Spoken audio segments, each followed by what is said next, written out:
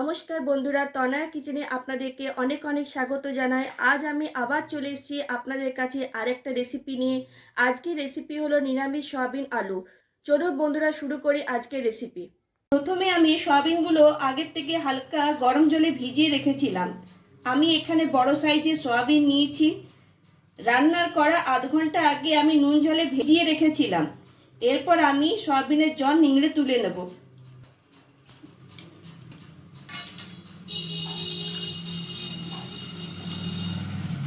আমি এখানে সয়াবিনের জল নিংড়ে তুলে নিয়েছি। এরপর কয়েকটা আলু আমি আগের থেকে হালকা সেদ্ধ করে নিয়েছি। আলু আমি হাফ বয়েল করেছি। আলুগুলো আমি দুভাগ করে কেটে নেব।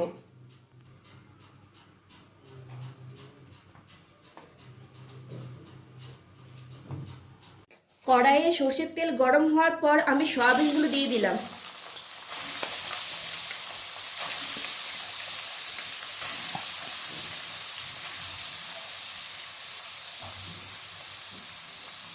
এরপর আমি ভালো করে ভেজে নেব।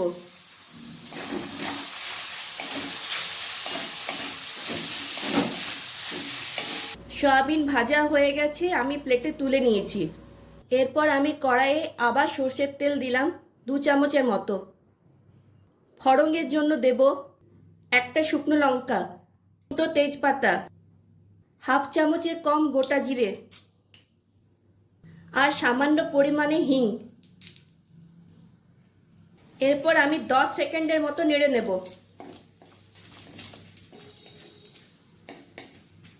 এরপর দেব আদা ও কাঁচা লঙ্কা বাটা। এখানে আমি আদা ও কাঁচা লঙ্কা বাটা 1 চামচের মতো দিলাম। এরপর আমি ভালো করে নেড়ে দেব। এখানে আমি আদা অর্ধেকের কম নিয়েছি আর 2টো কাঁচা লঙ্কা আমি একসাথে বেটে নিয়েছি। এরপর আমি এখানে কিছু গুঁড়ো মশলা অ্যাড করব। হলুদ গুঁড়ো হাফ চামচ, জিরে গুঁড়ো হাফ চামচ, ধনে গুঁড়ো 1 চামচ। আমি এখানে ধনে গুঁড়ো পরিমাণটা বেশি দিয়েছি। শুকনো লঙ্কার গুঁড়ো হাফ চামচের কম নিয়েছি এখানে। আপনারা ঝালটা পরিমাণ মতো দেবেন। যেহেতু আমি আদা ও কাঁচা লঙ্কা আগেই বেটেছিলাম, সেজন্য শুকনো লঙ্কার গুঁড়োটা আমি একটু কমিয়ে দিলাম। গোলমরিচ গুঁড়ো হাফ চামচ। এরপর আমি মশলাটাকে ভালোভাবে কষিয়ে নেব। মশলাটা যাতে তলায় লেগে না যায় এই জন্য সামান্য একটু জল দিলাম। এরপর আমি মশলাটাকে ভালোভাবে কষিয়ে নেব। মশলাটা কষানো হয়ে গেছে। এরপর আমি দিয়ে দেব টমেটো বাটাটা। এখানে আমি টমেটো বাটাটা দিয়ে দিলাম। এরপর আমি মশলার সঙ্গে ভালোভাবে কষিয়ে নেব। টমেটোটা আমি একটা মিডিয়াম সাইজে নিয়েছি এবং মিক্সিতে পেস্ট করে নিয়েছি। নিরামিষ দিনগুলোতে আপনার হাতে যদি কম সময় থাকে তাহলে এই রান্নাটা আপনি খুব অতি সহজে বানিয়ে নিতে পারবেন। টমেটোটাকে আমি ভালোভাবে মশলার সাথে কষিয়ে নেব যাতে কাঁচা টমেটোর গন্ধটা যেন না থাকে।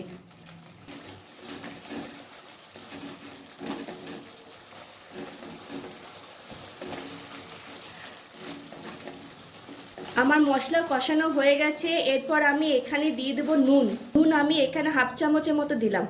এরপর মশলাটার সঙ্গে আবার কষিয়ে নেব।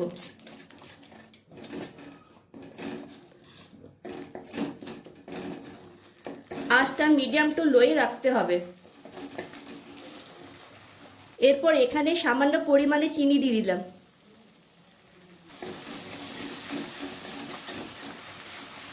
এরপর সেদ্ধ করা আলুগুলো দিয়ে দিলাম আর ভেজে রাখা সয়াবিনগুলো দিয়ে দিলাম। এরপর ভালোভাবে মশলাটার সঙ্গে মিক্স করে নিতে হবে।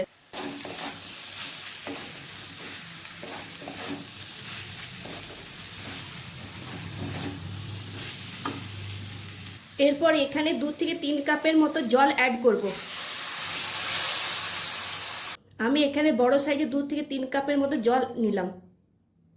এরপর আমি আবার মিক্স করে নেব। নুন আর ঝালটা আপনার নিজেদের স্বাদ অনুযায়ী দেবেন। গ্রেভি ফুটে উঠলে আঁচটা আমি কমিয়ে ঢাকা দিয়ে রেখে দেব।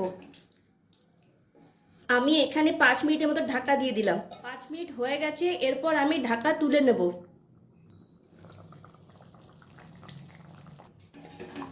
এরপর আমি এখানে 1 চামচের মতো ঘি দেব।